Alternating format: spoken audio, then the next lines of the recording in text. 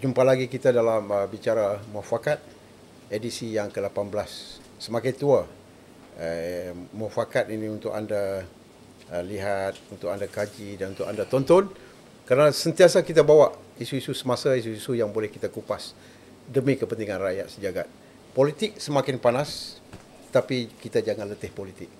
Kerana pelbagai isu terisi dalam keadaan rakyat makin terhimpit dengan pemerintahan yang ada hari ini.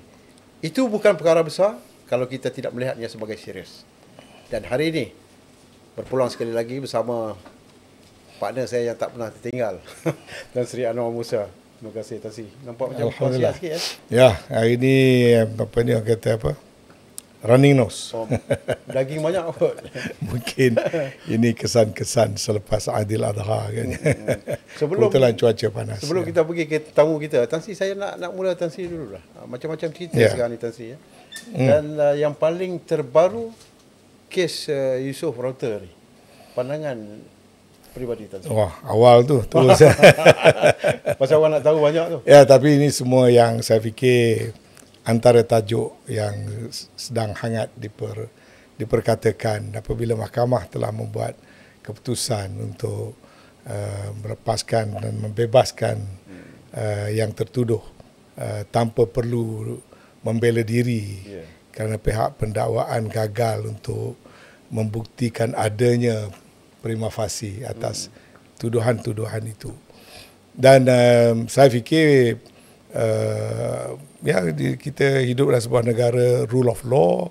Akhirnya undang-undang itu telah dilaksanakan. Dan sebenarnya ramai yang sudah pun menjangkakan, malah ramai yang berpendapat Yusof Router ni teraniaya kerana dia seorang personality, bukan orang politik, bukan orang macam saya mengkritik sana mengkritik sini. Dia juga bukan orang influencer, dia bukan orang yang nak cari nama. Dia hanyalah satu individu biasa. Tiba-tiba disabitkan dengan pelbagai tuduhan, dan tuduhan-tuduhan itu pula dalam bila kita mengikuti proses perbicaraan di mahkamah, macam ternampak sangat banyak sekali kecacatan dalam apa ni di pihak pendakwaan. Jadi orang awam pun merasakan beliau patut dibebaskan, dan jauh sama sekali daripada dia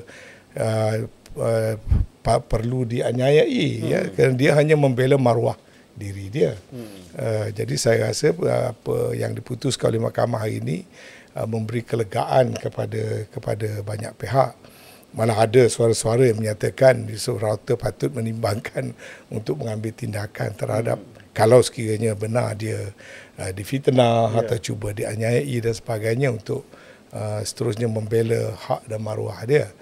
Tapi yang pentingnya di sini ialah peristiwa ini bukan satu peristiwa kecil. Saya baca dalam banyak media antarabangsa telah memberikan liputan yang besar, bukan kerana soal Yusof Router itu, tapi apabila Perdana Menteri cuba mendapatkan suaka mahkamah melalui permohonan untuk mendapatkan ruling tentang immunity institusi Perdana Menteri daripada dakwaan, dan itu menimbulkan satu persepsi yang berbagai-bagai, terutama sekali dilihat sebagai satu usaha untuk melindungi diri dengan menggunakan instrumen undang-undang atas kes yang bersifat peribadi dan berlaku di luar daripada waktu memegang jawatan berkenaan dan sebagainya, dan dia memberi satu isyarat seolah-olah pengakuan ada melakukan kesalahan.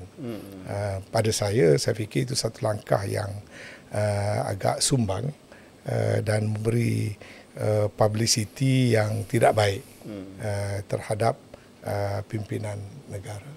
Ya. Baik, Tan Sri, terima kasih.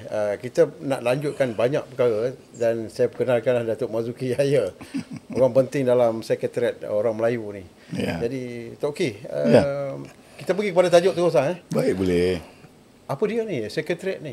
Nama bertukar-tukar orang kata kan. Jadi, boleh perjelaskan sikit apa sebenarnya Sekretariat Orang Melayu? Baik, terima kasih. Assalamualaikum warahmatullahi wabarakatuh.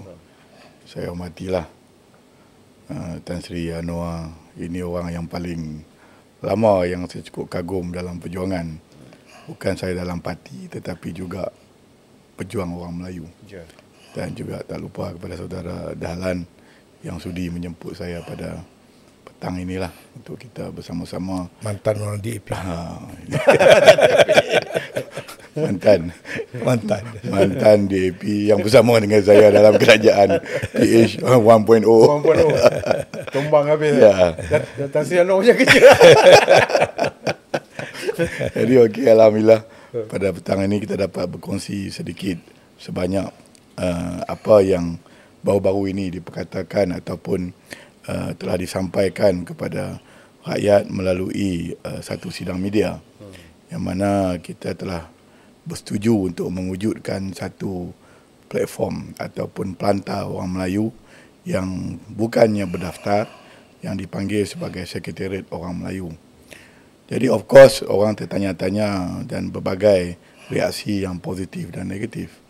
Tetapi paling utama hari ini kita pada tempoh harilah dalam perbincangan itu, yang paling utama bagi kita adalah untuk mendapat kata sepakat, iaitu matlamat perjuangan kita. Kerana kita lihat hari ini kedudukan orang Melayu semakin hari semakin terancam. Kalau dulu orang Melayu berada dalam satu keadaan yang cukup selesa bila mana sewaktu UMNO mentadbir negara, ya, Barisan Nasional, dan kedudukan orang Melayu sentiasa terbela dan juga menjadi satu daripada tempat untuk menjadi perisai, terutamanya dalam mengatasi apa juga masalah yang dihadapi oleh orang Melayu seperti mana termaktub dalam perlembagaan kita. Tetapi hari ini, kerajaan hari ini bukan sahaja menjaga kepentingan orang Melayu sehingga kan kita tidak boleh bercakap tentang soal Melayu itu sendiri. Maka di situ adalah satu daripada perkara yang kita nampak makin hari kita akan makin terancam. Maka sebab itulah kita kembali kepada pokok perjuangan kita. Dan kita melihat ramai daripada kalangan-kalangan ahli politik maupun parti-parti politik maupun NGO yang berpandangan sama. Seperti mana apa yang saya sebutkan tadi, bahawa keadaan kita hari ini amat buruk. Sebab UMNO yang dulu kita lihat menjadi suara kepada orang Melayu, hari ini hanya melukut di tepi gantang. Di dalam satu kerajaan yang didominasi bukan memperjuangkan orang Melayu tetapi membawa ideologi multiracial, iaitu yang dibawa oleh DAP Malaysian to Malaysia. Ini cukup bahaya. Kerana Anwar Ibrahim juga membawa ideologi yang sama. Maka dia terpaksa mengikut acuan yang dibuat oleh DAP. Dan sebab itu kita lihat UMNO berbagai isu, terutama yang isu-isu kecil seperti isu bakuteh, yang mana ini sebuah negara Melayu, Islam sebagai agama rasmi, even bakuteh pun mereka tidak boleh nak mempertahankan supaya dia tidak disenaraikan dalam senarai makanan tradisional. Ini menunjukkan satu kelemahan. Ini benda kecil Ya, tapi kecil. dia memberi Impact, manifestasi gambaran yang besar. besar. Dan yang lebih mengejutkan kita, di dalam kerajaan ini mereka meletakkan UMNO itu sebagai umpama lalat. Yang dulu UMNO Umpama ini apa? Lalat.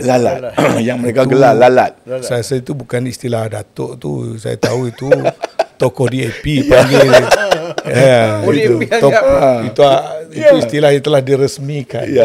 oleh DAP lah. Ya. Seorang menteri seorang menteri DAP panggil pemimpin kanan UMNO Pemimpin lalat. kanan UMNO sebagai lalat. Ya. Bayangkan kalau dulu UMNO dilihat sebagai harimau Asia. Dulu UMNO dilihat sebagai satu-satunya payung yang boleh menaungi orang Melayu. Hari ini sudah tidak ada lagi. Maka sebab itu kita melihat bahawa dalam proses untuk kita mewujudkan satu gerakan baru, mungkin kita tahu di antara kita ini mungkin tidak sehaluan. Ada yang menyokong parti itu, ada yang tidak menyokong parti itu dan ini. Tetapi kita kena ingat bahawa ini bukan soal parti, ini soal orang Melayu.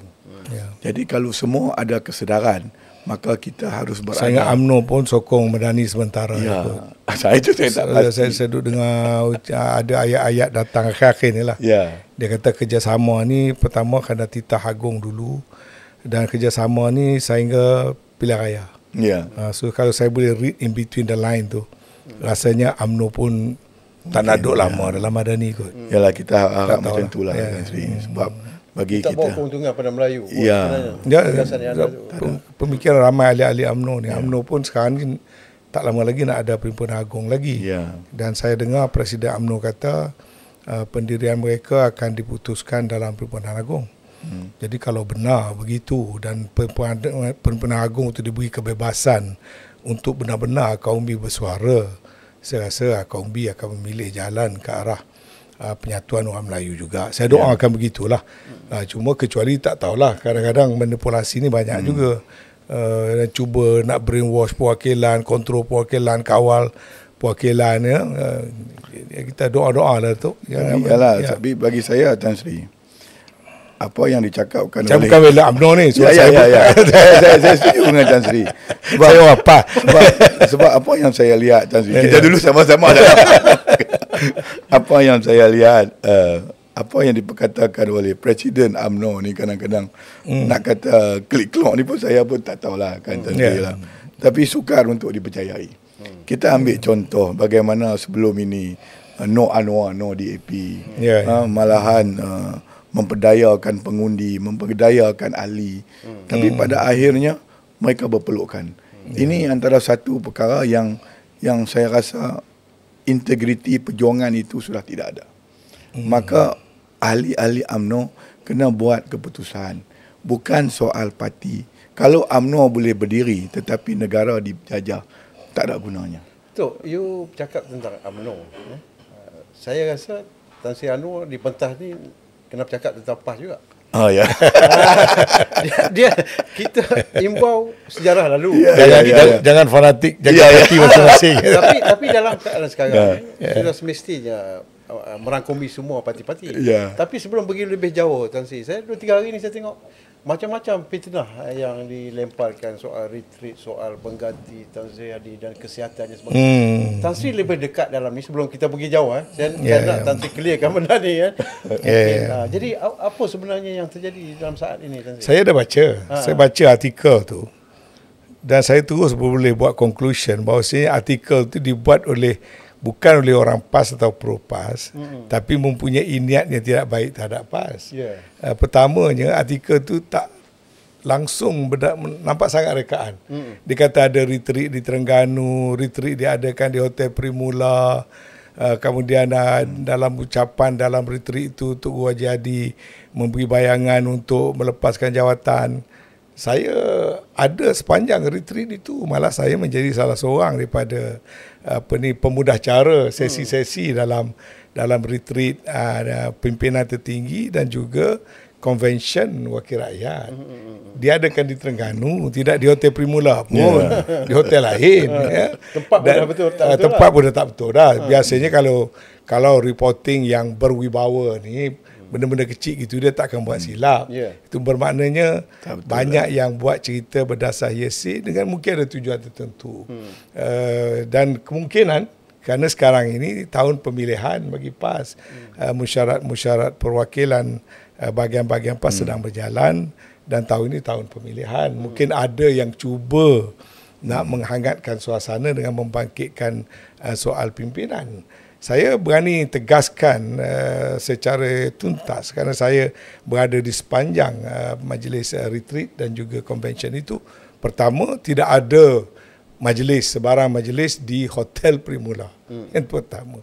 Yang kedua, tidak ada sepatah pun daripada ucapan Tuan Guru Presiden bercakap soal jawatan, soal pemegang jawatan, soal sambung, tak sambung, berhenti, nak pencen, retire, langsung tidak ada. Malah dalam ucapan yang disampaikan kepada pimpinan tertinggi, itu lebih membicarakan soal hala tuju kehadapan. Ya, hala tuju ke hadapan. Tak ada langsung bincang soal PAS, soal nak berhenti. Tak ada langsung. Malah Presiden dengan tegasnya melakarkan satu roadmap ke hadapan. Senario politik negara semasa macam mana. Ya, iktibar yang diambil daripada sejarah Islam macam mana. Pendirian patut diambil oleh pemimpin Islam berdasarkan prinsip Islam macam mana. Ya, dan apa option-option yang ada di hadapan. Satu ucapan yang sangat pada saya sangat-sangat dinantikan, di mana, dan ini satu perkara ya Datuk Dahlan, saya kena buat pengakuan ya. Saya dulu kerana prejudis saya sangat tebal kepada PAS ini, dan saya adalah antara perancang, saya kena mengaku lah, terlibat dalam merancang bagaimana nak melemahkan PAS, nak jatuhkan PAS. Kerana saya ketua pembangkang di Kelantan berdepan dengan Tuk Guru Ni Aziz, dia sebagai Menteri Besar, saya sebagai pembangkang. Sehinggalah saya menjadi ketua penerangan dan Setiausaha Agung. Tugas saya ialah mengekang kemarahan PAS. Dan memang sepanjang hayat politik saya, daripada keluarga saya itu memang UMNO sepanjang-panjangnya. Jadi pendedahan kepada PAS itu minima. Jadi banyak perkara yang kita pandang kepada PAS itu berdasarkan pada prejudis. Dan kadang-kadang dijadikan macam wirid kita. PAS ni tonggak agama lah, PAS ni parti yang kutik derma lah, PAS ni parti yang tak mampu lah. Dan kita reka macam-macam nak lemahkan PAS. Tapi sejarah menyatakan daripada saya berusia 20-an dilantik memimpin Kelantan, sampailah kepada setahun dua yang lepas ya, akhirnya bukan saja PAS tak berjaya kita lemahkan, PAS semakin kuat. Dan akhirnya menjadi parti yang lebih besar daripada UMNO. Dan bukan saya yang dapat tarik orang PAS masuk UMNO, saya yang masuk PAS. Jadi saya tertanya pada diri saya, apa sebabnya? Saya rasa satu pada kesalahan UMNO-nya ialah dia UMNO create false target.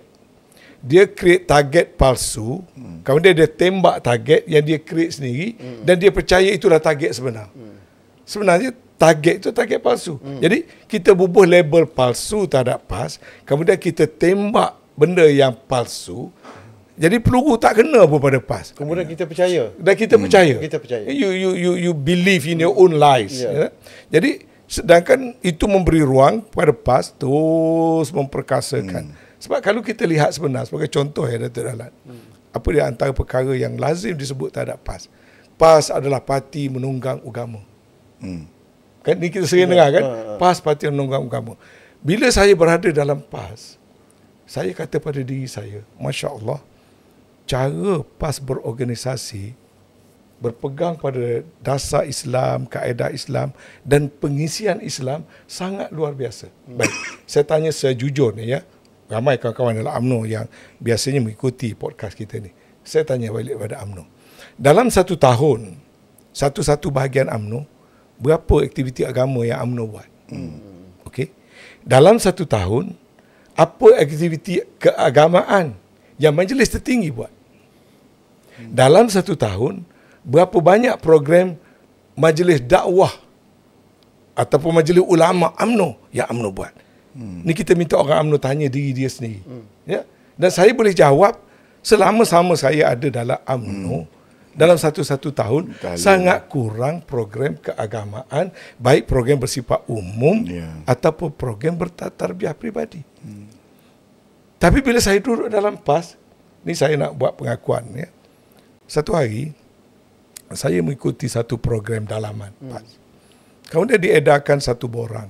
Saya harap ini saya tak menyalahi disiplin PAS lah. Saya sebut sesuatu dengan niat kebaikan.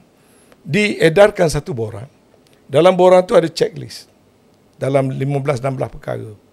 Dia tanya pimpinan-pimpinan PAS. Dia kena isi borang tu. Dia kena sign. Termasuk saya. Berapa kali puasa sunat sebulan? Berapa rakaat sembahyang sunat dalam satu hari? Ya. Adakah mengamalkan maksurat dalam sekurang-kurang 2 kali sehari, pagi dan petang? Berapa sedekah yang dibuat? Adakah menjadikan amalan untuk bersedekah? Jadi ada beberapa perkara. Benda tu tak ada kena mengena dengan soal paksaan. Tapi satu checklist kepada orang yang berada dalam pimpinan PAS. Supaya sebelum nak berjuang atas nama Islam pada orang lain, apa pada diri sendiri dulu. Benda begini saya tak pernah lalu dalam UMNO. Dan saya kena mengakui. Walaupun sebahagian benda yang ditanya itu saya dah memang amalkan secara pribadi, banyak juga yang saya belum amalkan dan saya mengambil peluang untuk mengamalkannya. Ya? Jadi pada saya, ini satu pengalaman yang saya lalu, yang orang kata PAS menunggang agama, tapi PAS menjalankan kegiatan tarbiyah kepada ahlinya. Dia tidak nak menyusahkan orang lain.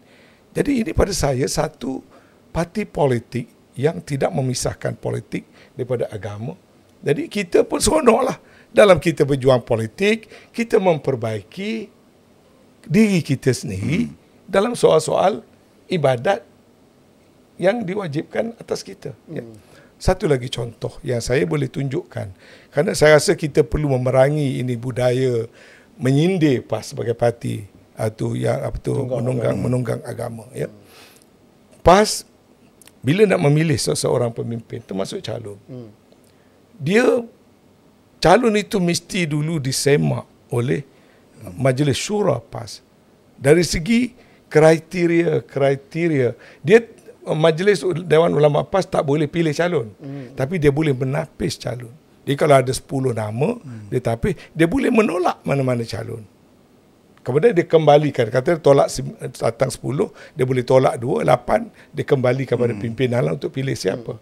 Jadi kaedah ini pada saya satu bentuk tapisan. Kalau dalam UMNO saya tahu tapisan paling kuat, cek dengan ROS, cek dengan mungkin SPRM, setakat itu saja.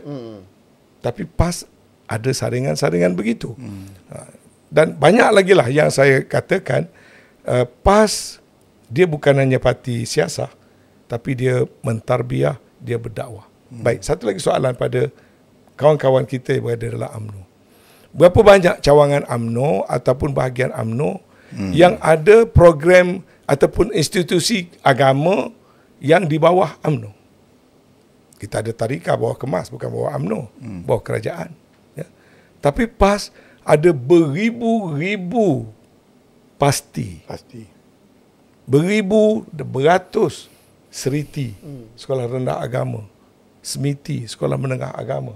Mana sebagai satu institusi politik, PAS juga mendukung secara langsung tanggungjawab memberikan pendidikan Islam kepada anak-anak kecil.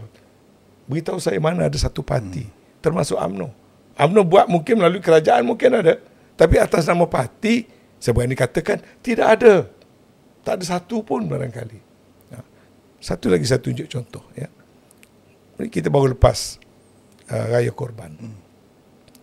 PAS mengantar rombongan korban di Burkina Faso, Afrika.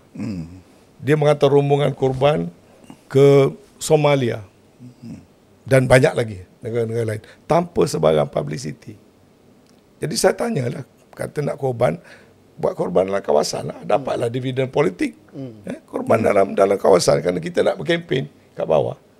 Tapi jawapan kawan-kawan saya dalam PAS, ini sebahagian daripada program dakwah, bukan tujuan politik. Dakwah. Jadi dia ada siasah, itu politik. Tapi dia ada dakwah, dia ada tarbiyah. Jadi kalau kita nilai ini adalah satu parti yang sangat baik mendukung roh dan perjuangan bagi orang Islam. Jelas itu. Ya, dan ini saya cerita ni pengalaman yang saya lalu.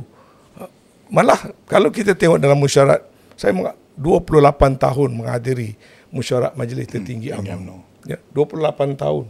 Lebih lama daripada ahli-ahli Majlis Tertinggi yang ada dalam Majlis Tertinggi sekarang. Dan bila saya berada dalam mesyuarat Jawatankuasa Pusat PAS, dalam Jawatankuasa Pusat PAS, ahli-ahli mereka bila bercakap sangat tertib, sangat harmonis dan sentiasa bersandarkan kepada panduan agama. Presiden Tok Guru sendiri pula bila memberikan biasanya presiden bila buka mesyuarat kan dia bagi macam presiden punya address kepada meeting. Kalau UMNO pun macam tu juga ya. Tapi dalam PAS syarat dengan ilmu. Dalam mesyuarat tu diberikan panduan-panduan, ilmu-ilmu, nas-nas. Barulah dibincangkan tajuk-tajuk tadi. diberikan parameter keagamaan. Dan saya terfikir, saya tengok seberang pada tempat saya duduk tu ada non-Muslim. Dalam Musyawarah Majlis Tertinggi tak ada bukan Melayu, tak ada bukan Islam. Dalam Musyawarah Majlis Tertinggi PAS ada orang bukan Islam. Ada India, ada Cina kadang-kadang yang mewakili Dewan Himpunan. Tetapi tetap pandangan-pandangan berlandaskan pada Islam itu disampaikan di depan-depan yang bukan Islam tanpa ada bersembunyi. Jadi ini semua adalah kelebihan-kelebihan yang besar yang ada pada PAS. Jadi kalaupun kita tak suka PAS, tak perlulah memfitnah. Apalagi mereka false target dan kita duk hayun atas benda yang sebenarnya kita bina dalam fikiran kita, PAS sebenarnya tidak begitu. Akhirnya kita tak berjaya nak melemahkan PAS sebab kita tidak bercakap benda apa PAS sebenarnya.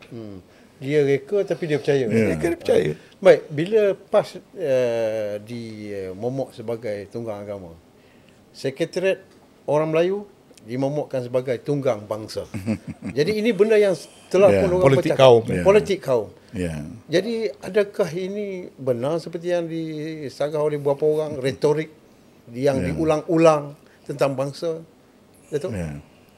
Saya rasa Tan Sri tadi menceritakan tentang soal perjuangan PAS dan juga cara PAS mengendalikan parti mereka itu, saya cukup tertarik lah. Sebab banyak perkara yang sebelum ini pun kita hanya melihat satu. Datuk parti apa sekarang? Saya tak ada parti. Jadi Tan Sri boleh saya boleh hantar borang. Borang ada checklist. Ada checklist. Itu tak wajib. Itu tarbiyah untuk diri sendiri. Tapi nampak jadi itu. Okay, tapi benda baik. Benda baik. Jadi sebab itu dalam konteks parti kita ni, kepartian politik lah especially. Memang terlalu banyak cara dan kaedah terutama untuk menjatuhkan musuh. Jadi antara satu itulah yang dilakukan oleh UMNO ataupun oleh mana-mana pihak. Kerana ini adalah ideologi politik sesama kita lah. Dan sebab itu sekarang ini apa yang kita lakukan, of course lah akan ada kritikan, antaranya kita menunggang bangsa. Bagi saya sebagai orang Melayu, ini bukan soal tunggang. Kalau kita sedar kita sebagai orang Melayu yang akan hilang tanah air ini, sepatutnya kita kena fikir masa depan kita. Macam UMNO pun buat parti UMNO tu kerana Melayu lah tu. Kerana dulu pun UMNO ini sebenarnya kalau kita lihat daripada awal penubuhan, orang Melayu pun tidak pernah bersatu. Macam-macam kritikan. Tetapi orang pada waktu itu tidak menyertai UMNO, tetapi mendukung UMNO kerana melawan Malayan Union. Satu musuh yang utama. Bukan semua jadi ahli UMNO. Bukan semua jadi ahli UMNO. Begitu juga sekarang. Kita Sekretariat Orang Melayu ini, kita cuma ada satu matlamat dan tujuan. Jadi setiap parti ini ada dasar. Tetapi dasar yang utama kita yang ada dalam Sekretariat Orang Melayu ini, iaitu untuk melawan kemungkaran yang dilakukan oleh kerajaan ini. Apa peranan Tun dalam Sekretariat Orang Melayu? Tun ni of course lah, kalau kita tahu dengan 100 tahun ya, dan banyak sesi perbincangan beliau bersama dengan Tok Guru Haji Adi, bersama dengan Tan Sri Anwar dan juga beberapa rakan-rakan lain. Dia sentiasa menyampaikan kegusaran beliau tentang apa yang akan berlaku kepada nasib anak bangsanya. Ini yang selalu Tun. Sebenarnya dari segi ni Tun sangat konsisten. Daripada tuan zaman muda-muda, masa daripada dia tulis dan Malay Dilema. Mana pemikiran dia sentiasa memikirkan tentang orang Melayu. Orang Melayu. Di mana waktu dia jadi Perdana Menteri atau dia tak jadi Perdana Menteri. Sampai sekarang saya sepanjang pergaulan saya dengan Tun, dia sangat konsisten tentang keprihatinan tentang orang Melayu. Sebab itu yang selalu kita tegaskan bila dalam perjumpaan kita, Melayu kalau kuat, Islam akan terbela. Kalau Melayu ini akan hancur, maka Islam juga akan dipijak. Sebab dan membela Islam itu benda wajib. Jadi sebab itu kita lihat ada beberapa cubaan. Utamanya bila mana bendera kita itu dibuangkan bulan itu. Pada kita tahu bulan sabit itu adalah lambang Islam. Dalam macam ada satu perang halus. Macam ada satu perkara. Bagi signal halus. Dan satu lagi yang saya lihat, bila mana hari kemerdekaan kita, digunakan ke semua bahasa. Maka ini menunjukkan bahawa satu perkara supaya rakyat ini boleh menerima Secara halusnya sama rata. Sama rata. Maka ini yang saya rasa. Kalau orang Melayu masih lagi beranggap bahawa kita ini nak menunggang bangsa, saya rasa mereka kena cerminlah diri mereka.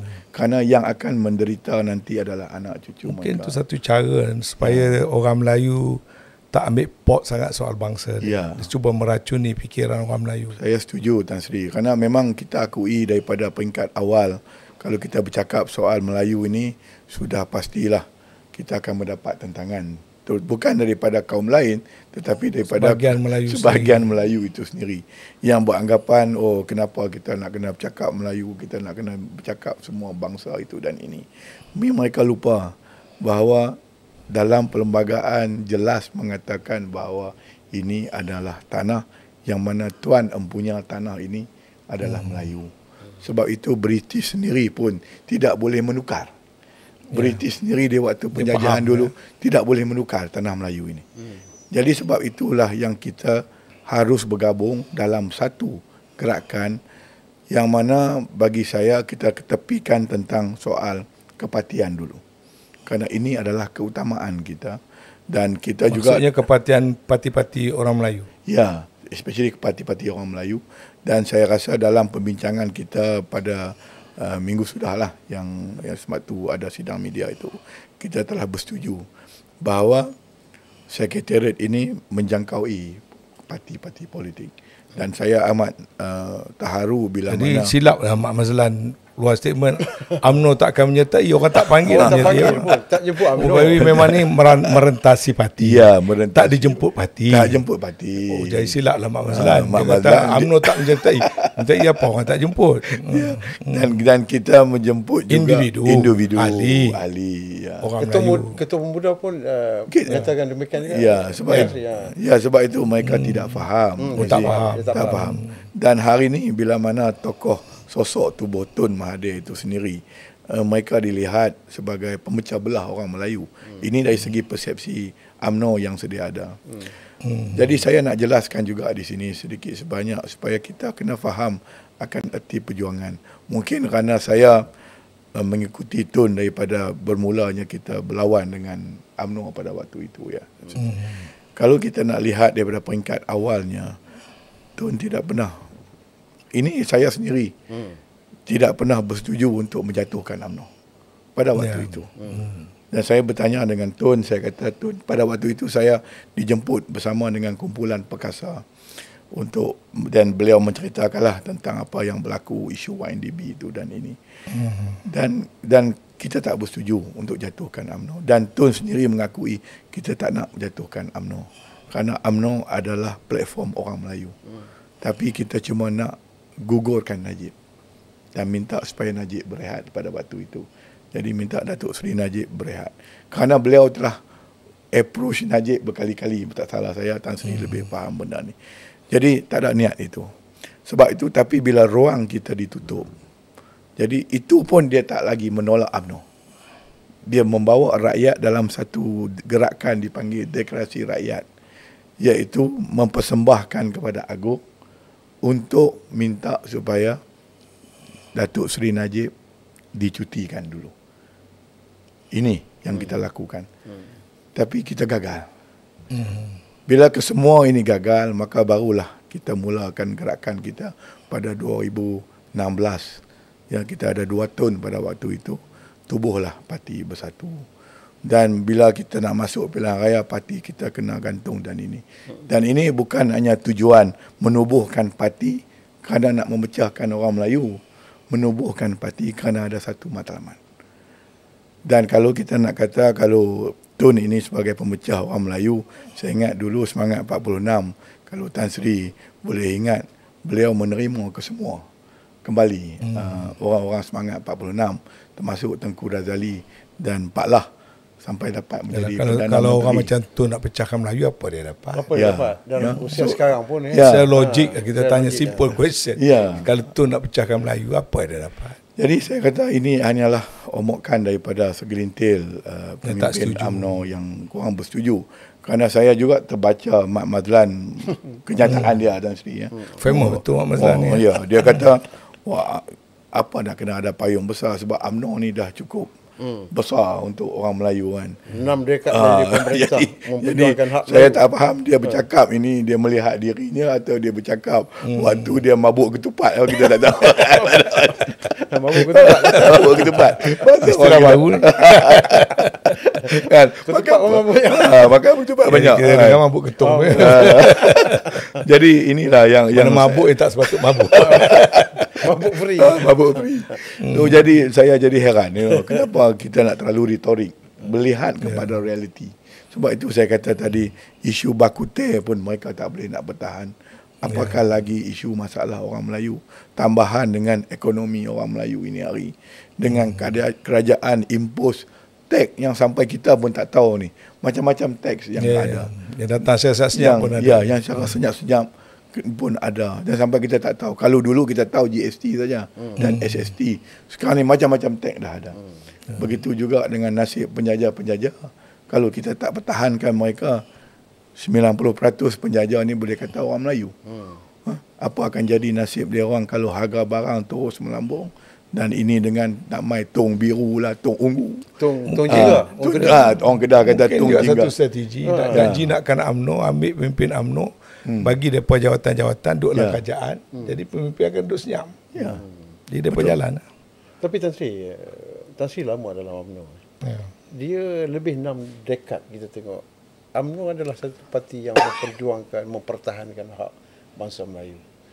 Jadi apakah perkara ini tidak terulang dengan apa yang dia ada 2 perkara di sini. Satu parti, satu lagi tu orang dalam parti. Saya fikir UMNO tu kekal relevan sebab UMNO tak pernah pindah perlembagaan dia. Perlembagaan itulah waktu saya jadi ahli dulu. Perlembagaan itu masih ada sampai sekarang. Dan kalau kita lihat perlembagaan UMNO itu, dia sinonim juga dengan perlembagaan negara. Sebab perlembagaan negara itu antara yang diperjuangkan oleh UMNO, oleh PAS ya. Jadi bila kita tengok kepada dasar Pak UMNO, dan dasar ni dipegang oleh ahli-ahli yang di bawah. Jadi ahli-ahli di bawah tu masih lagi mempunyai semangat, cita-cita, aspirasi yang cukup murni. Sebab mereka tak ada kepentingan. Mereka bukan nak bubuk jadi wakil rakyat, mereka bukan bubuk projek, mereka jadi ahli-ahli yang mempunyai semangat Melayu yang tinggi. Tapi bila sampai di atas, ini masalah di jalan UMNO ni. Sebab dia matikan suara orang di bawah. Tak ada pemilihan. Kalau bercakap, ambil tindakan. Ada isu-isu tak ada bercakap. Lepas tu buang bukan kerana soal-soal parti. Kerana masalah tak sokong individu. Jadi akhirnya UMNO tu terpisah daripada idealisme dengan pembawaan pemimpin. Dan akhirnya pemimpin dia gunakan parti itu lebih kepada kepentingan diri. Jadi bila sampai ke situ, jadi terpisahlah. Sebab kalau kata UMNO payung besar, saya sokong, walaupun Datuk tak setuju, saya setuju. UMNO masih payung besar. Cuma bawah payung tak ada orang. Ataupun payung tu dah payung tu masih besar lagi. Ataupun masih cawangannya ada berapa ribu cawangan, berapa bahagian dan sebagainya. Tapi daripada banyak-banyak bahagian tu, yang dapat deliver kursi cuma 26. Dulu deliver kursi 80, 90, 100 lebih. Masa zaman Pak Lang sampai 100 lebih. Jadi itulah payungnya. Sebab apa? Banyak kursi. Banyak orang bernaung di bawah kursi. Sekarang payung tu masih besar. Tapi orang tak bernaung di bawahnya. Sebab dah tak yakin dengan payung itu. Dah bocor dah itu jadi masalah. Jadi sebab itu kalau dalam konteks payung besar yang disebut oleh Tun dalam Sekretariat Orang Melayu, pada saya yang merealisasikan konsep payung besar itu apabila orang Melayu bersedia untuk bernaung di bawahnya.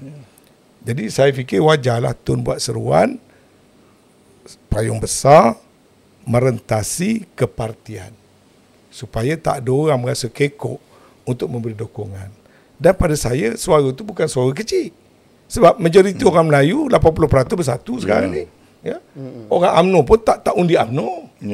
Bagi orang UMNO yang berjiwa kental, yang faham, kalau tidak tak mungkin majoriti kursi-kursi yang dimenangi oleh Bersatu dan PAS. Bersatu berapa orang je ada ahli, tapi dapat majoriti puluh-puluh ribu. di Ketere saya dulu menang 5,000. Sekarang Perikatan Nasional menang majoriti sampai 23,000. Tentulah orang yang dulunya menyokong UMNO sekarang ni dia bersatu hati berada bersama Perikatan Nasional. Jadi saya fikir suara Tun itu bukan suara minoriti. Cuma barangkali apa yang cuba Tun nak lakukan supaya lebih besar lagi. Kalau boleh biar semua sekali. Jadi kalau nak kata semua sekali, itu barangkali bijaksananya supaya tidaklah berdasarkan kepada parti. Ada beberapa yang didakwa Tan Sri mungkin Datuk boleh sentuh tentang kewujudan pro Melayu ni dijadikan sebagai sebab kepada perpecahan Melayu. Itu yang pertama. Yang kedua, tertubuhnya Sekretariat Melayu ni lebih bersikap reaksi peribadi daripada menggambarkan akar umbi itu. Jadi Datuk setuju tentang ini yang sedang dimainkan oleh puak-puak tertentu. Ya, saya melihat itu dari segi kritikan yang saya juga amati sebelum inilah, ada yang komen pasal itu. Tapi sebenarnya untuk kita nak mewujudkan satu payung ini bukan kita buat keputusan dalam sehari 2 hari. Saya rasa kalau nak ikut pengembangan dah hampir setahun lebih ke 2 tahun ya, daripada lepas PRU yang ke-15 sudah ada mula perbincangan dan kita initiate proklamasi orang Melayu, dan kemudian kita ada banyak round table perbincangan di antara NGO. Kita mendapati semua ini supaya perlu orang Melayu bersatu. Bukan kita ambil keputusan, saya bincang dengan Tan Sri, kita buat keputusan. Tidak. Kita mengambil semua, dan sebab itu banyak sesi-sesi perjumpaan, perbincangan, dan kita orang kata brainstorm lah bagaimana iya dan tidak. Dan semua berpandangan bahawa perlu kita berada dalam satu. Untuk kali ini. Saya fikir kalau kita jujur pada diri kita sendiri ya. Kalau kita nak menilai tindakan-tindakan Tun, kita kena study history dia. Ya. Tun bila kita duduk dengan dia akan bercakap benda-benda yang serius. Kita jarang saya duduk dengan Tun jenis melawak, suka hoa-hoa. Setiap kali saya duduk dengan dia, baik sewaktu saya jadi menteri, selepasnya sampailah sekarang, waktu dia dalam luar kerajaan, saya berada dalam kerajaan, setiap kali berjumpa dengan Tun, nak ambil 5% daripada time kita duduk dengan dia melawak tak ada. Bila duduk aja dia akan bercakap benda-benda yang serius. Jadi kalau Tun bawa gagasan Sekretariat Orang Melayu itu, tentu ada satu benda yang besar dalam pemikiran dia. Bagi seorang yang mencapai usia 100 tahun, yang menjadi Perdana Menteri begitu lama, dia berehat itulah lebih baik. Tak usah ambil pot lah. Ya? Dia boleh jalani kehidupan berdasarkan kehidupan peribadi dan keluarga dia. Tapi kenapa Tun masih mengorbankan masa dia, duduk, jumpa, dan saya tahu Tun non-stop jumpa dengan orang. Jumpa dengan orang dalam kerajaan, jumpa luar kerajaan, jumpa dalam awal UMNO. Saya tahu ada orang UMNO pun datang jumpa dia, yang daripada berbagai parti, yang Melayu, bukan Melayu hari-hari. Ya. Dan Tun bukanlah seorang resis. Tun lah paling ramai sekali kawan orang bukan Melayu. Dia bukan resis. Jadi kalau Tun bercakap tentang orang Melayu, itu bukan dalam konotasi perkauman. Saya dapat faham bahawasanya Tun memikirkan bahawasanya di mana duduknya orang Melayu akhirnya. Sebab kalau kita lihat dalam perlembagaan itu sendiri, dibentuk perlembagaan itu dalam satu bentuk di mana soal orang Melayu itu menjadi perkara yang utama. Sebab apa jadi begitu? Kerana macam yang disebut oleh Datuk Mazuki tadi, ini adalah nama pun tanah Melayu waktu itu. Kerana bila kita dijajah oleh Inggeris sendiri pun dia tidak berani dan dia tidak mahu menanggalkan hak orang Melayu, Raja Melayu, kedudukan Melayu. Dan sewaktu kita nak mencapai kemerdekaan, walaupun British berpandangan hendaklah diterima berdasarkan prinsip Josoley dan sebagainya tentang kerakyatan, tetapi British sendiri mengiktiraf bahawasanya kedudukan orang Melayu dan agama orang Melayu, raja orang Melayu, bahasa orang Melayu itu mesti terjamin dalam perlembagaan. Jadi itu British yang membentuk Suruhanjaya Reid, Lord Reid, ya. Tiba-tiba kita pula orang Melayu tak nak ambil pot. Betul. Kalau penjajah sendiri pun mengiktiraf hak kita, raja kita, bahasa kita, agama kita, dan akhirnya menerima aspirasi orang Melayu yang menentang Malayan Union supaya dimasukkan dalam perlembagaan. Tiba-tiba bila kita dah merdeka, jadi kerajaan, kita tak nak ambil pot. Nak biarkan saja. Jadi dalam Islam berkata, innallaha la yughayyiru ma biqaumin hatta yughayyiru ma bi anfusihim. Dia nak mengubah nasib kita. Bila kata nasib kita ni, nasib raja kita, nasib bahasa kita, nasib ekonomi kita, nasib agama kita. Itulah nasib. Ya. Jadi hatta yughayyiru ma bi anfusihim, sehinggalah kaum itu sendiri yang mengubahnya. Jadi ini satu benda yang sangat penting. Jadi kalau kita membicarakan soal kaum kita, itu bukan bermakna kita perkauman.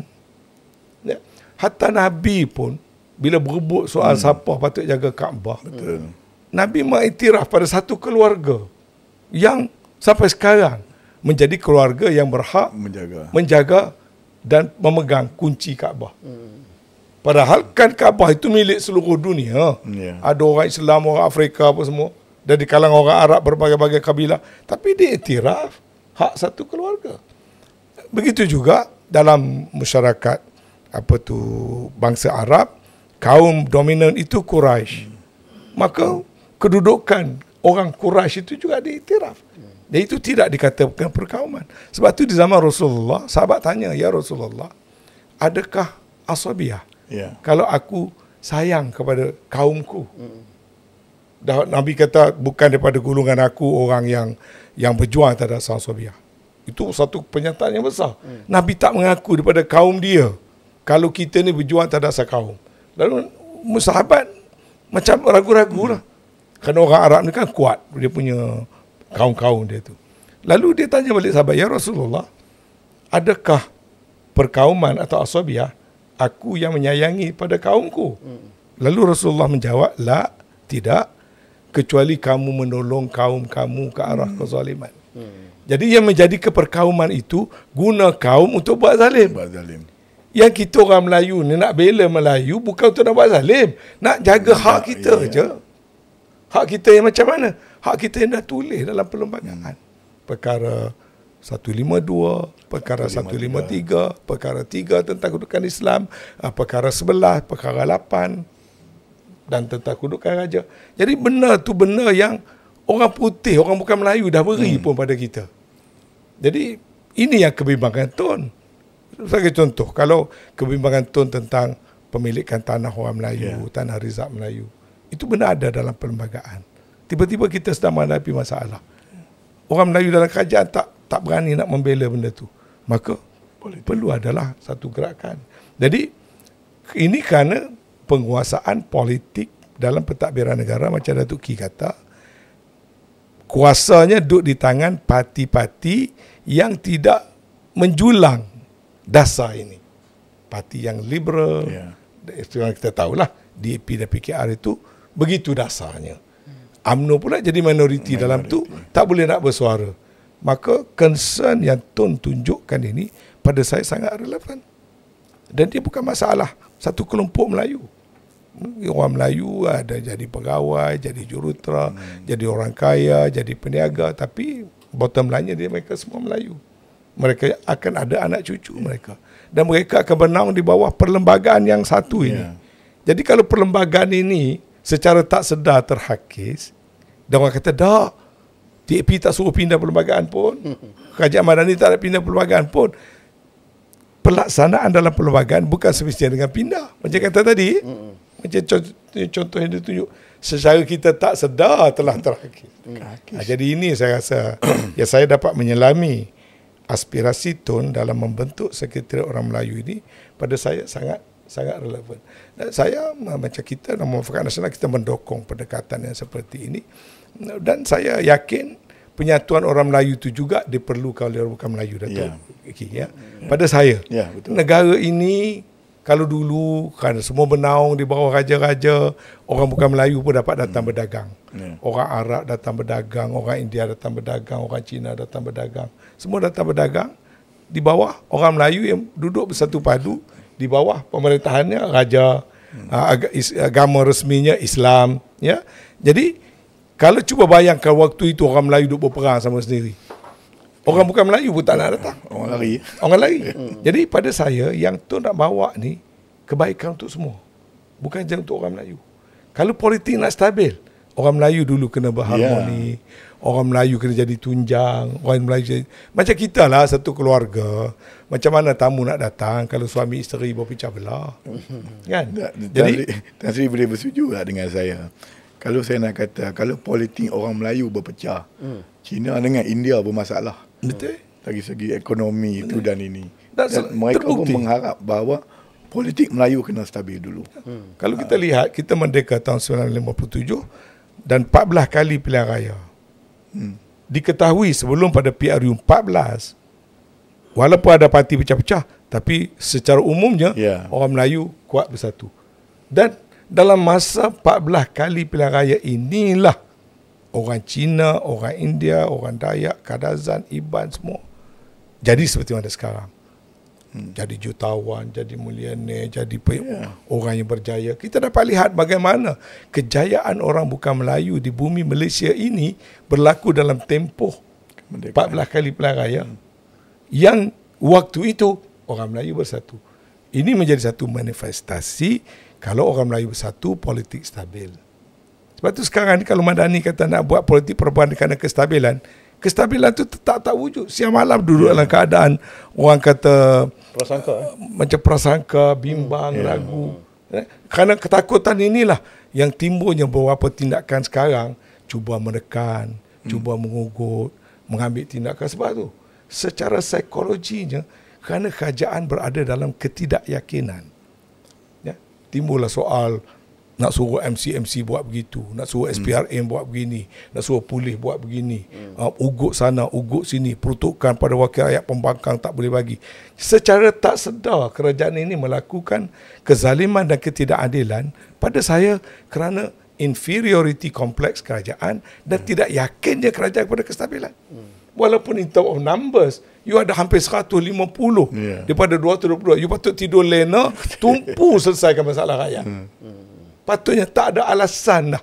Masalah kos sara hidup ke, masalah ekonomi ke, tak ada sebab dah kerajaan ini tak boleh perform. Dan tak payah minta immunity pun. Tak payah dah minta immunity dan sebagainya. Jadi kenapa ni yang jadi? Kenapa jadi begitu? Kerana dengan kita dengar suara, bukan suara daripada pembangkang ni. Cuba dengar suara apa Rafizi kata.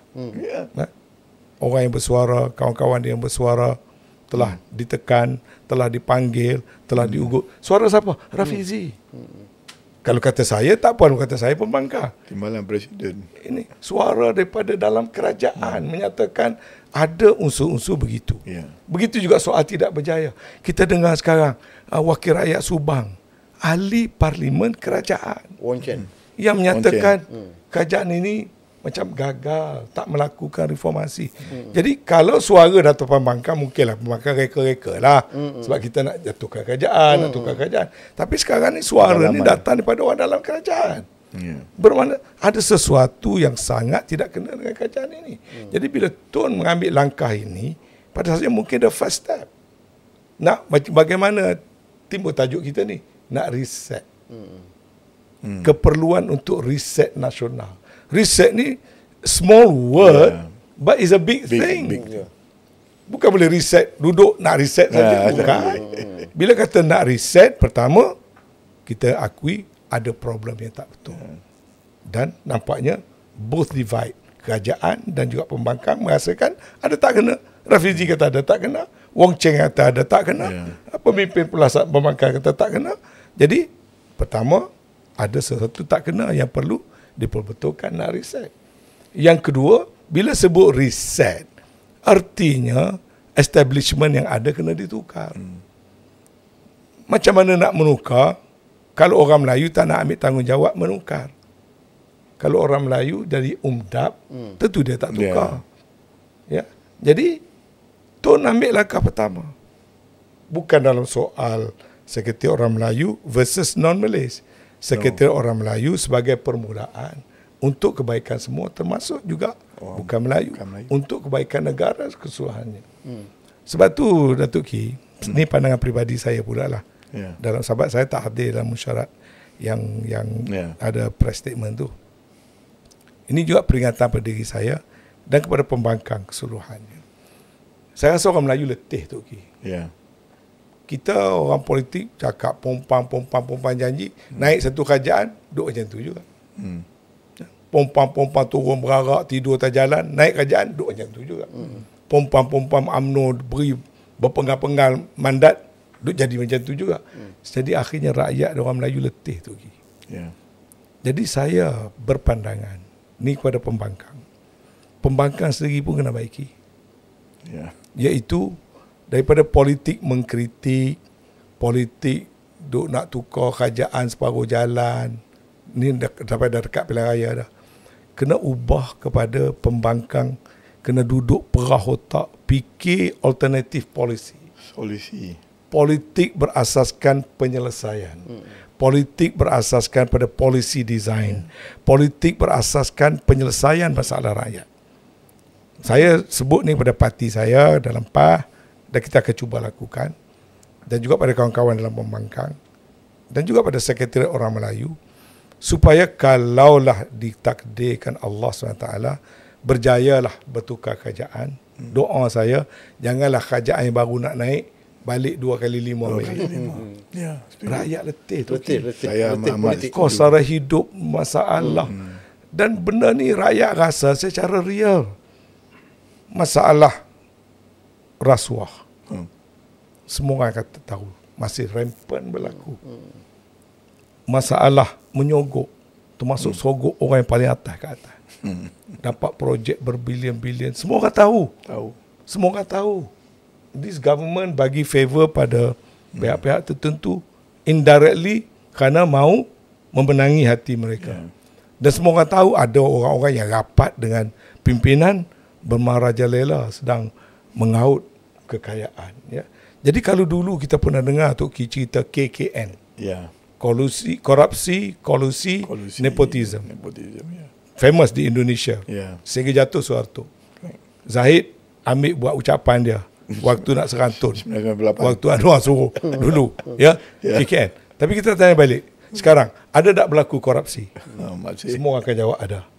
Ada tak berlaku kolusi? Oh, ada. Orang jawab ada. Ada tak berlaku nepotism? Oh, lagi Ini ada. lagi lah ada. Lagi Jadi rakyat duk tengok benda-benda ni semua. Jadi ke mana kita? Sebab tu banyak rakyat tak nak peduli dengan politik. Dia Letih kata politik, kau orang ni main politik, lepas tu naik 2x5. Jadi bila sebut benda tu kita pun terasa, termasuk saya pun terasa lah juga. Ya. Jadi mungkin semua kita orang politik mungkin perlu tanam satu azab. Kita juga perlu kena reset juga. Dia kena reset juga. Kita sendiri pun kita reset. Kita duduk betul-betul apa masalah bangsa kita tak selesai. Satu, soal kerajaan yang berintegriti. Carilah keazaman. Sebab tu saya kalau soal integriti saya doakan PAH lah jadi kerajaan. Sebab semua orang lain bukan kata kerana saya nak puji PAH. Sebab UMNO dah try dah, DAP dah try dah, Bersatu semua dah try belaka dah. Macam-macam. Yang belum try lagi PAH. PAH belum try. Soal integriti. Apa lagi masalah orang Melayu sekarang? Masalah ekonomi, masalah pendidikan, masalah kesihatan, masalah alam sekitar, masalah kebebasan bersuara. Saya harap semua ahli-ahli parlimen, terutamanya kita ni orang mungkin orang dah lepas zaman, bukan ahli parlimen pun. Jadi mereka yang nak jadi ahli parlimen, mereka yang sekarang menjadi ahli parlimen dan orang-orang politik, elok mula berfikir secara serius lah. Sebab mengkritik ni mudah, tak boleh fikir. Tapi cuba lapangkan sikit masa kita tu, selain pada pandai mengkritik, cuba duduk malam, duduk fikir apa polisi yang aku nak buat.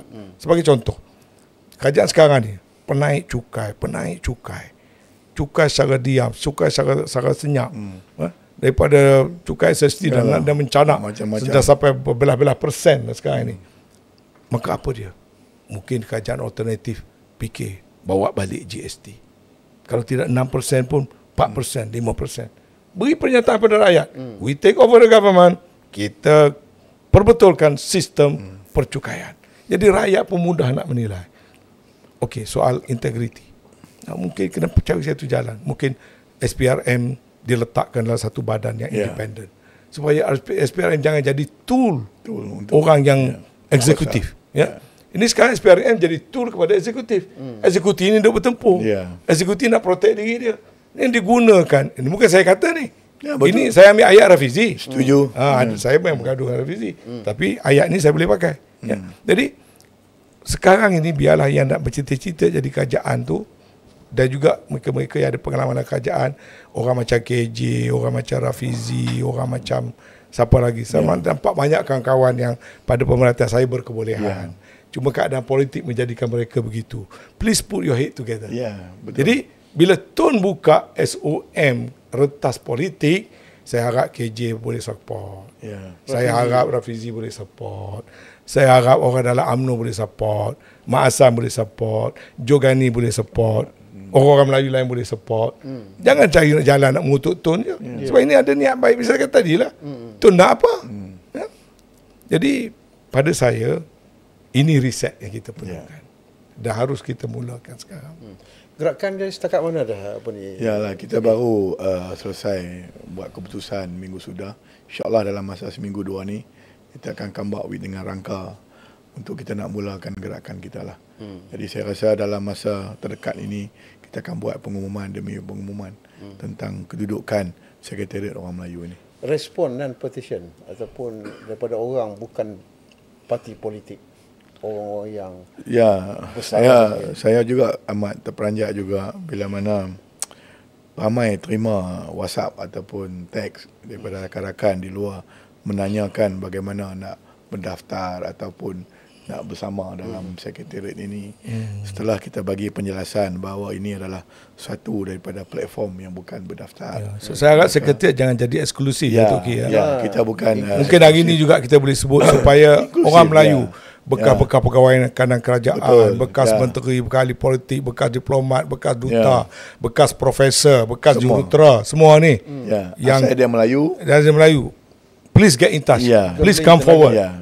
Saya rasa itu patut sikap yang kita ambil. Jangan kita ambil sikap apolitical. Kita duduk belakang, duduk diam, duduk tunggu tengok. Saya rasa tak edit. Tak edit. Jadi saya setuju dengan Tan Sri. I think that is our main. Dan kita pun saya rasa kita perlu patut ada ni a pool of terutama sekali eminent personalities. Nah, kita ada bekas-bekas Governor Bank Negara, pakar-pakar ekonomi dan juga bekas-bekas pegawai kerajaan. Jangan dibolok oleh orang politik je. Buat sekretariat Orang Melayu, orang politik.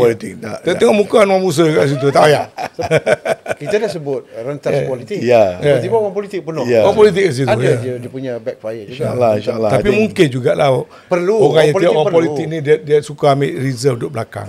Mungkin seruan kita pada mereka ni bekas pakar-pakar ekonomi. Tapi cuma satu yang kita hadapi ni, kadang-kadang yang pakar-pakar ini mereka tak nak tampil ke depan. Takut ke depan.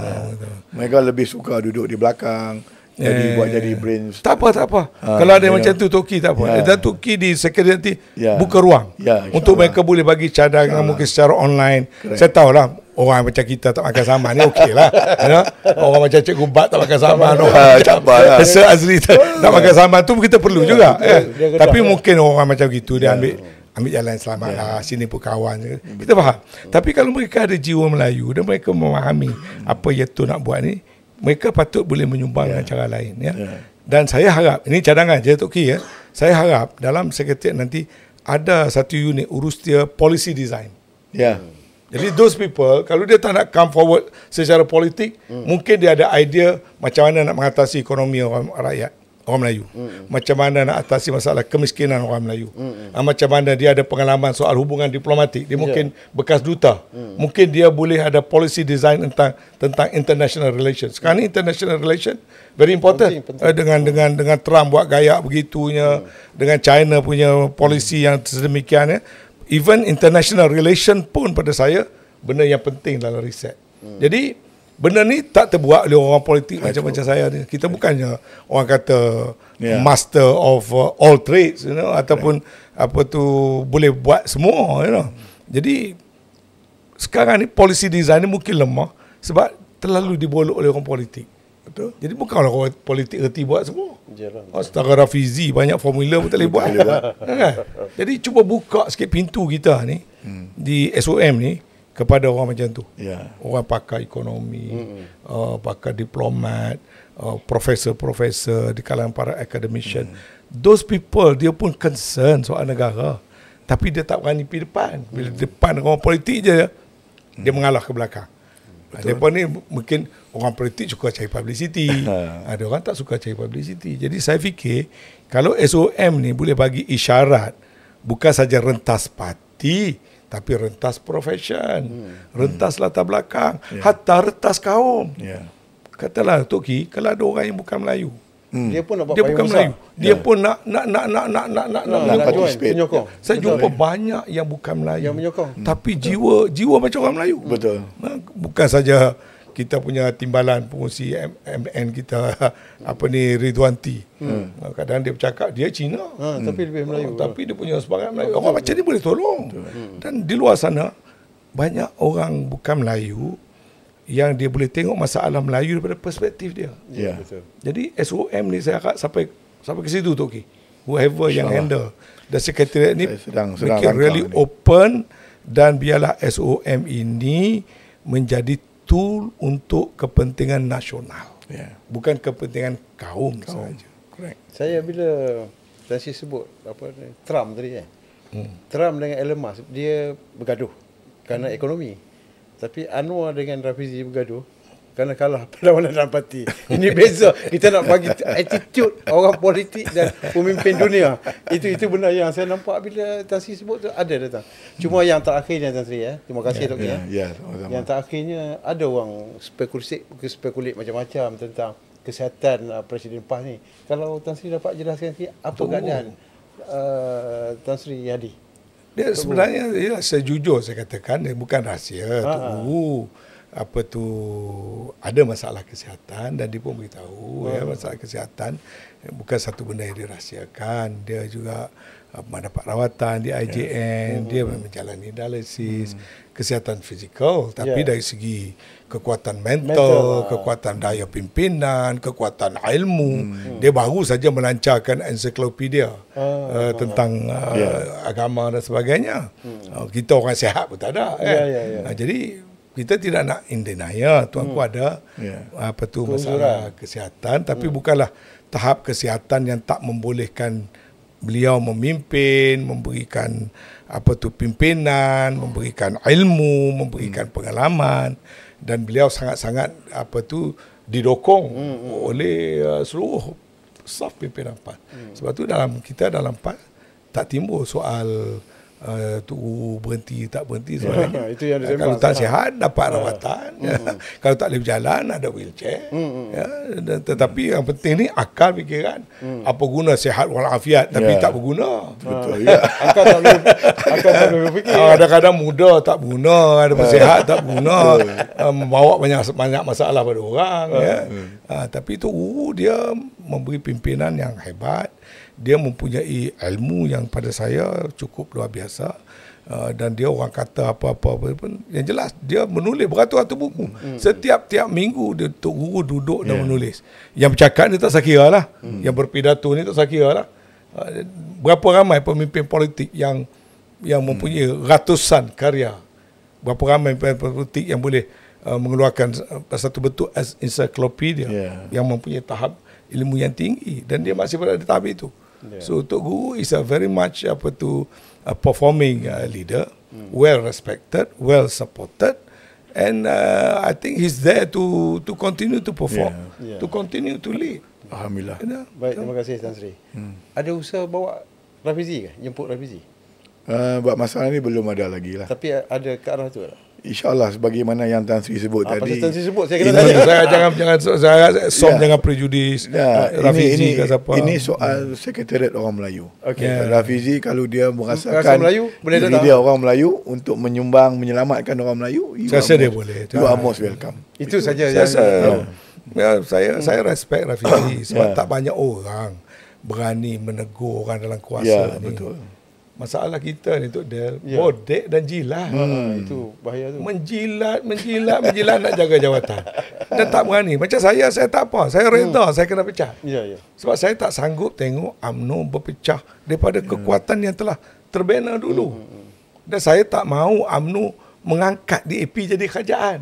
Saya bukan benci DAP kerana apa-apa. Kerana dasar dia tu tak serupa dasar UMNO. Tentu UMNO angkat parti yang dasar tak serupa dengan dia. Dasar PAS dia serupa dengan UMNO. Dasar Bersatu serupa UMNO. Tak nak angkat. Angkat orang lain yang dasar tak serupa.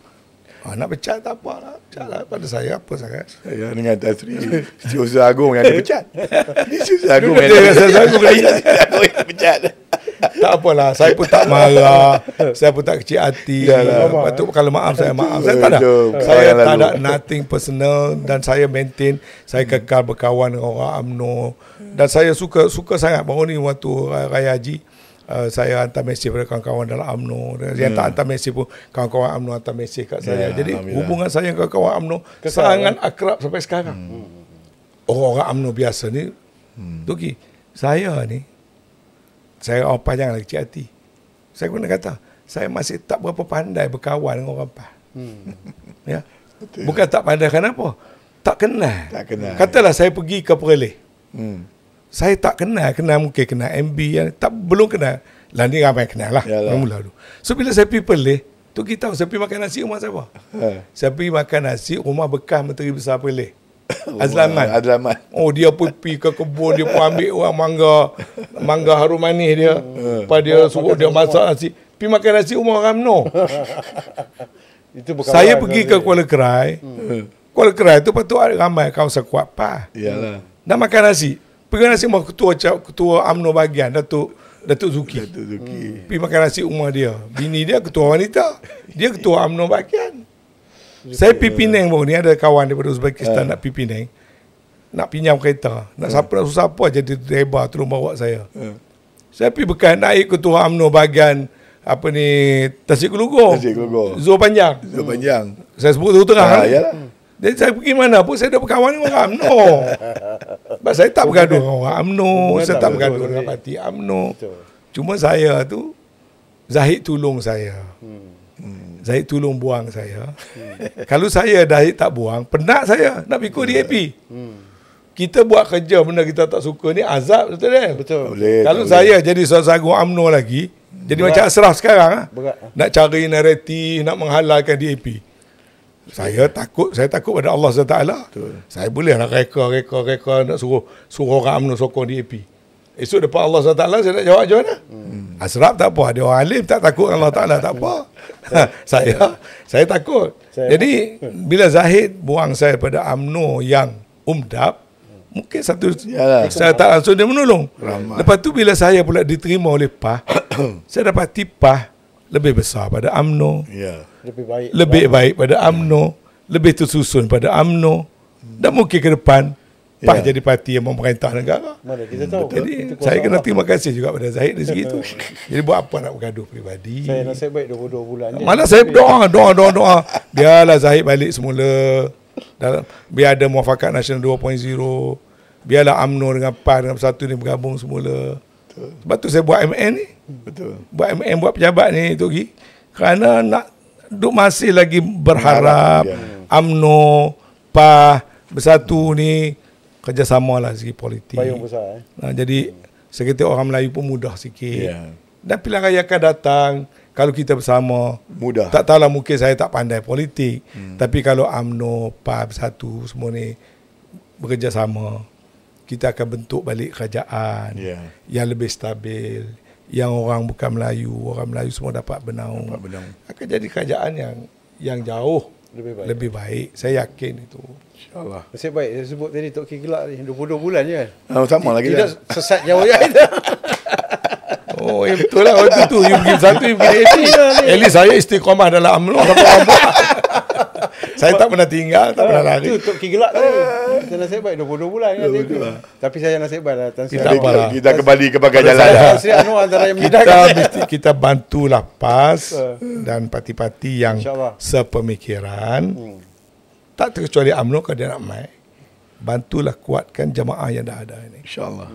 Jadi kalau yang tak jadi ahli parti lagi, Datuk boleh isi Bora masuk PAS. Tok Del dia ahli Bersatu. Tok Del dia Bersatu. Kalau dah ahli Bersatu, janganlah masuk PAS. Jangan jadi macam apa tu, kawan kita dalam UMNO, dah duduk dalam parti dalam kerajaan. Duduk curi sama sendiri pun curi. Macam mana? Tapi kalau dengan rela hati tak apa kot. Baik, terima kasih banyak kepada Tok Ki, terima kasih Tan Sri yang memberikan penjelasan banyak perkara-perkara yang berbangkit. Tok Ki penjelaskan tentang Sekretariat Orang Melayu, kepentingan Melayu untuk masa depan Melayu. Kita jangan jadi minoriti politik, kerana kita harus menjadi majoriti politik. Kenapa? Yang ada dalam kerajaan hari ini, UMNO yang dulunya mendewasakan orang Melayu, memperjuangkan nasib Melayu, hanya 17% daripada 148 kursi. Kita mendoakan SOM berjaya. Semua. Kita mendoakan Tun sehat Ya. dan terus dapat membantu dengan akal pemikiran dan pengalaman. Seperti juga Tok Wu, seperti juga bekas-bekas Perdana Menteri. Kita ada Tok Mael, kita ada Tan Sri Muhyiddin, kita ada, jangan lupa, Datuk Sri Najib. Ini semua tokoh-tokoh yang kita doakan kesejahteraan, kesihatan mereka, dan kita harap mereka dapat terus membantu untuk menjayakan politik nasional kita ke arah yang lebih baik. Baik, terima kasih. InsyaAllah kita akan jumpa di lain masa dalam episod yang lain dengan topik-topik yang menarik bersama dengan Tan Sri dan juga Tok Ki. InsyaAllah kita jumpa lagi. Assalamualaikum warahmatullahi taala wabarakatuh. Waalaikumsalam warahmatullahi.